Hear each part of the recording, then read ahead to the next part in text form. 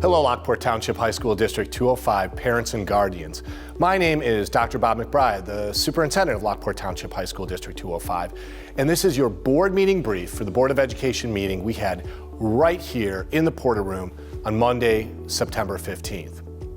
Before I tell you a little bit about the board meeting this past Monday evening, I do want to take a pause about school safety. As many of you know, I hope all of you know if you are parents and guardians, on the afternoon of Tuesday, September 16th, we had a lockdown. It was an error. It was a mistaken lockdown alarm. Even when we have a mistake, it occurred at 4:23 p.m.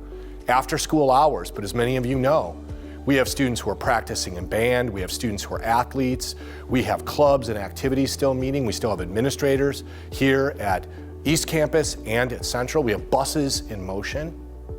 That lockdown goes on, we lock down. And even if we believe, as we did very quickly, that it was an accidental dial of our lockdown system, we act with the police as if it is real. We were so pleased that the Lockport Police responded immediately, and you should be glad that we have the Lockport Police on our side. They assisted us and a small team of administrators to do a protective sweep of both the outside of our campus and the inside of our East Campus. We locked down at Central, as is our procedure to ensure total safety of our entire district. We don't like when these things happen. We apologize when they happen. But we are certainly glad that every single person involved, from students to staff, did everything necessary to keep ourselves, our campus, each other safe.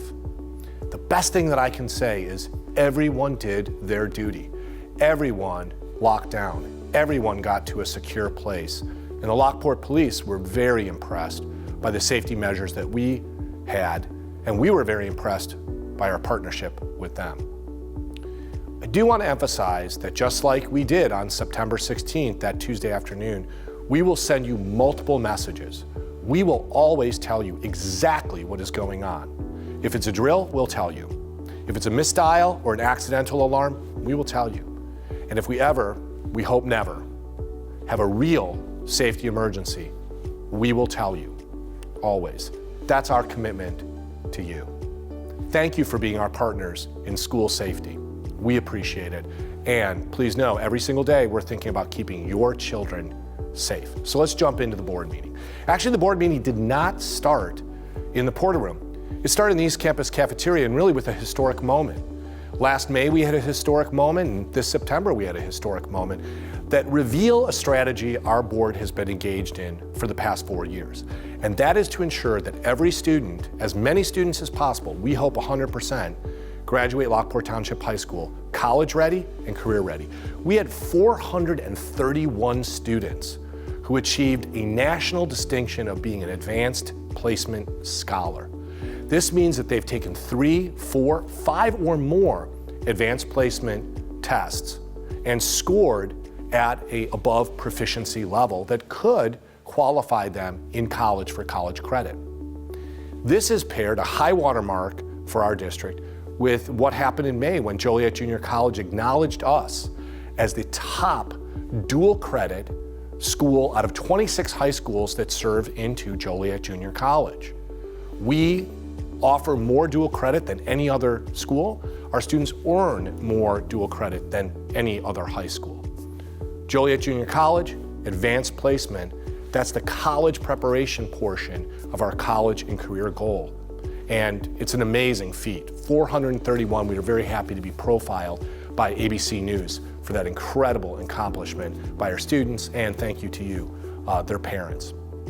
There were 2 important issues that I want to highlight for you in the board agenda that have deep impact in our district. The first is something that I shared, and that is moving East Campus to an 8-period day next year.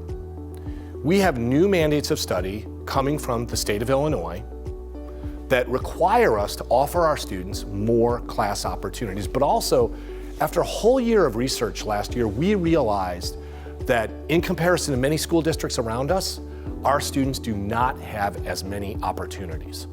And we know that the key to success, the key to learning, the key to the best high school experience is being with our teachers. So we have proposed to our Board of Education an 8-period day moving from a 7-period day and the costs associated with that.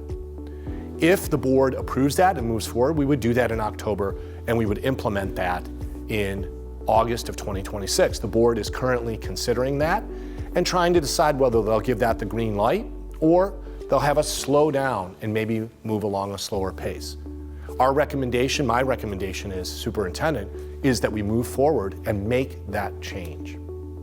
The other important thing, one of the most consequential things that we do, is our Board of Education 7-0 approved a budget for the fiscal year of 2026. It's one of the most important things that we do. It's an $87 million budget that fulfills all of the needs of our students. And really that entire budget is focused on educating your children.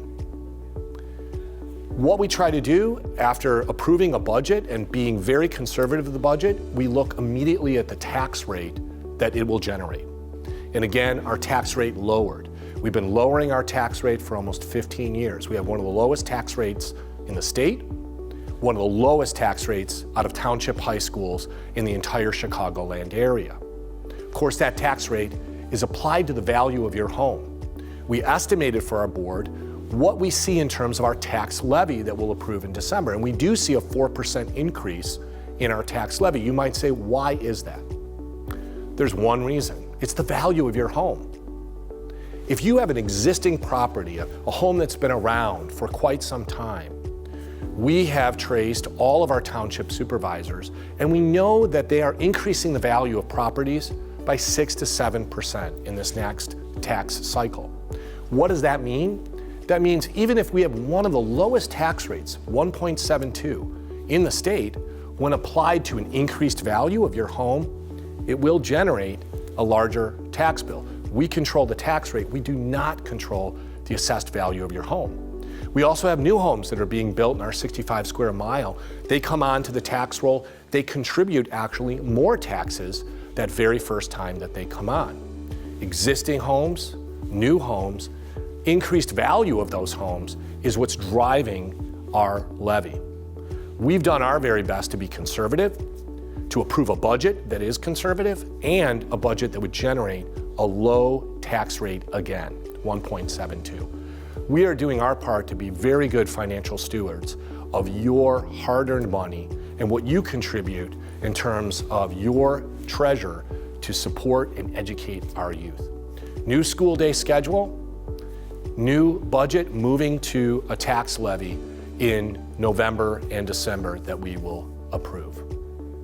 Thanks so much for listening to this board meeting brief from September 15th. And again, thank you so much for being in communication with us, being in partnership with us, and being the best possible stewards of your children, especially when it comes to school safety. Thanks so much, and go Porters.